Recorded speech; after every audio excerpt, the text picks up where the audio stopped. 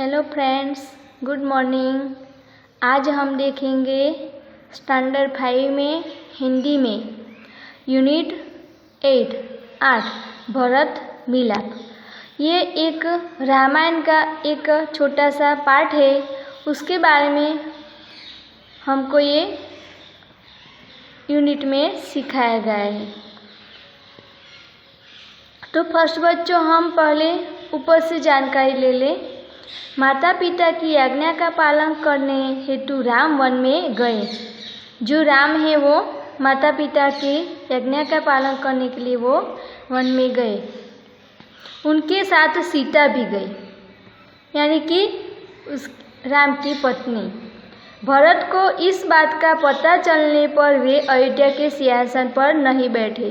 भरत था वो राम का छोटा भाई था, वो सिंहासन पर बैठा नहीं, परंतु सिंहासन पर राम की खड़ाऊ रखकर उन्होंने सेवक की भांति राजकाज किया। खड़ाऊ यानी कि उन्होंने राम की जो पदुका होती है पैर में पहनने के, वो सिंहासन पर रख के उसने राजकाज किया। इसलिए कहा है भाई हो तो भरत जैसा। वो आज्ञाकारी भाई था। तो हम बच्चों ये स्टार्ट करें पाठ। वन का एक भाग कुटिया के बाहर राम और सीता बैठे हुए थे। वो वन में रहते थे, तो एक कुटिया थी। तो कुटिया के बाहर राम और सीता दोनों बैठे थे। पास ही धनुष बाण लिए लक्ष्मण खड़े हैं। लक्ष्मण भी राम का छोटा भाई था, वो साथ में गया था अपनी भाई की सेवा करने के लिए, तो वो साथ में खड़ा था। तो फर्स्ट दृश्य, राम बोलता है, भाई लक्ष्मण जरा देखो तो यह आवाज़ कहाँ से आ रही है। राम ने आज्ञा की लक्ष्मण को कि ये आवाज़ कहाँ से आ रही है। तो लक्ष्मण इधर उधर देखकर बोलता है, प्रभु सामने से कुछ लोग आते दिखाई दे रहे हैं। उन्होंने देखा कि कुटिया के सामने से रास्ते से कुछ लोग आते हुए दिखाई दे रहे हैं। राम, कौन लोग हैं, जरा ध्यान से देखो। राम बोलते हैं, कौन लोग हैं, जरा ध्यान से देखो। लक्ष्मण ध्यान से देखकर, अरे यह तो भरत है, यानी कि भरत उनका भाई है। साथ ही बहुत से लोग हैं, उनके साथ राज के और लोग भी हैं। हमें सावधान हो जाना चाहिए, शायद वे लोग लड़ने के लिए आ रहे हैं। लक्ष्मण को मन में शंका होती है कि ये तो भरत है और उसके साथ बहुत लोग हैं, और उन्हों से हमने सावधान रहना चाहिए, शायद वो लड़ने के लिए आ रहे हो। तो राम हंसते हुए बोलता है, भाई लक्ष्मण तुम तो बिना बात शक करने लगते हो। लक्ष्मण तुम क्यों शक करते हो, इतने वर्ष साथ रहकर भी भरत को नहीं पहचाना। लक्ष्मण तुमने भरत को पहचाना नहीं है। लक्ष्मण उत्तेजित होकर गुस्से में, पहचाना क्यों नहीं, उसी माँ का तो बेटा है जिसने वनवास दिलाया। लक्ष्मण कहता है कि जिसने हमें वनवास भेजा है उसी माँ का वो बेटा है, यानी कि कैकेयी का, सीता। इसमें बेचारे भरत का क्या दोष। सीता बोलती है, उसमें भरत भैया का क्या दोष है उसमें।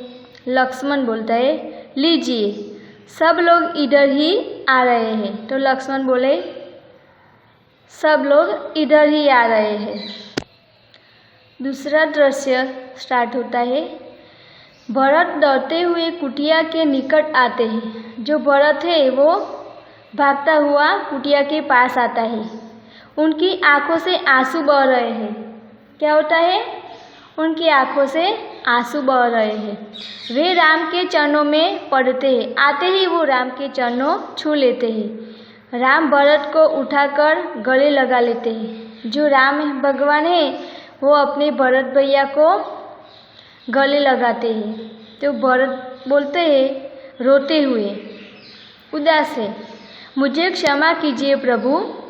देखो वो अपने भैया को क्या बुलाते हैं? मान से, प्रभु आपको वनवास दिलाने में मेरा कोई हाथ नहीं। आप मुझसे बड़े हैं। आप ही को राजा बनना चाहिए। भरत कहता है कि आप तो बड़े हो तो राजा बनने का हक आपका है। मैं आपको लेने आया हूँ। मैं आपको अयोध्या ले जाने के लिए आया हूँ। आप सब अयोध्या चलिए। इन नगरवासियों की भी यही इच्छा है। भरत क्या बोलता है कि सब नगरवासियों को भी यही इच्छा है कि राम वापस आ जाए। निराश न कीजिए प्रभु। वो अपने भैया को बोलता है कि हमें निराश मत कीजिए। राम, भाई भरत, मैं तुम्हारा प्रेम देखकर प्रसन्न हूँ। तो वो क्या बोलता है? भाई भरत, मैं तुम्हारा प्रेम देखकर प्रसन्न हूँ, किंतु मैं माता पिता की आज्ञा का पालन करने हेतु वन में आया हूँ। राम क्या बोलते हैं कि मैंने माता पिता की आज्ञा का पालन करने के लिए वन में मैं आया हूँ। वनवास पूरा करके ही लौटूंगा। वो बोलते हैं कि मैं 14 साल वनवास पूरा करके ही मैं लौटूंगा। एक नागरिक बोलता है ग्रुप में से, नहीं प्रभु, आपको हमारे साथ चलना ही होगा। वो क्या बोलता है कि प्रभु, आपको हमारे साथ चलना ही होगा। आपके बिना प्रजा दुखी है। देखो, राम के बिना प्रजा भी दुखी है, निराश है। प्रजा को सुखी रखना राजा का कर्तव्य है। प्रजा को सुखी रखना राजा का कर्तव्य है। राम बोलते हैं, नगरजनों, इस समय माता पिता की आज्ञा का पालन करना मेरा सबसे बड़ा कर्तव्य है। राम बोलता है कि इस समय मुझे माता पिता की आज्ञा का पालन करने का मेरा सबसे बड़ा कर्तव्य है। भरत मेरा भाई है। जब तक मैं वनवास पूरा करके न लौटूं तब तक भाई भरत आप सबके सुख दुख का ध्यान रखेगा। मैं जब तक वनवास पूरा करके लौटूंगा नहीं तब तक मेरा भाई भरत है वो आप सबका ख्याल रखेगा। आप उसे राजा माने, यह मेरा आदेश है। मेरा यह आदेश है कि आप भरत को राजा मानो। भरत बोलता है कुछ सोचकर, अच्छा प्रभु। वो मन में विचार करके बोलता है, अच्छा प्रभु, जैसी आपकी आज्ञा, पर मेरी एक विनती है, उसे स्वीकार करें। भरत राम प्रभु को विनती करते हैं, राम बोलो क्या चाहते हो? तो राम बोलते हैं, बोलो क्या चाहते हो? देखो, ये राम है, ये भरत है, ये सीता माता है और ये लक्ष्मण है और ये नगर के प्रजा है। भरत, मुझे आप अपने पाँव की खड़ाऊ दे दे। भरत बोलते हैं कि मुझे अपने पाँव की खड़ाऊ यानी कि जो लकड़ी की बनी पादुका, ये रही देखो, लकड़ी की बनी पादुका। राम, खड़ाऊ का क्या करोगे? राम बोलते हैं, खड़ाऊ का क्या करोगे? भरत, इन्हें सिंहासन पर रख कर आपके लौटने तक सेवक की तरह राजकाज करूँगा। अपनी खड़ाऊ को सिंहासन पर रख के मैं राजकाज करूँगा। भरत का प्रेम देखकर राम, सीता और लक्ष्मण गदगद हो जाते हैं। भरत का प्रेम देखकर राम, सीता और लक्ष्मण वो खुश हो जाते हैं। रामचंद्र आगे बढ़कर भरत को गले लगाते हैं।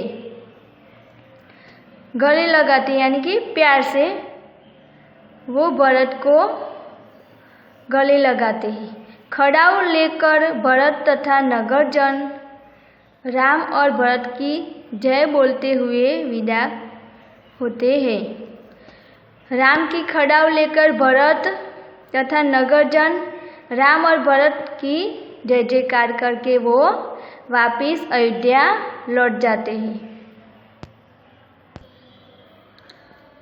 शब्दार्थ: कुटिया, झोंपड़ी, शायद, कदाचित, शक, शंका, निकट, नजदीक, चरण, पैर, दोष, अपराध, कर्तव्य, फर्ज, आदेश, हुक्म, आज्ञा, खड़ाऊ, लकड़ी की बनी पादुका। खड़ाऊ यानी कि लकड़ी की बनी पादुका। मुहावरे: उत्तेजित होना, गुस्सा होना, गले लगाना, प्यार से मिलना, गदगद होना, पुलकित होना, आनंदित होना। तो बच्चों, ये शब्दार्थ और ये मुहावरे आपको नोटबुक में लिखने हैं।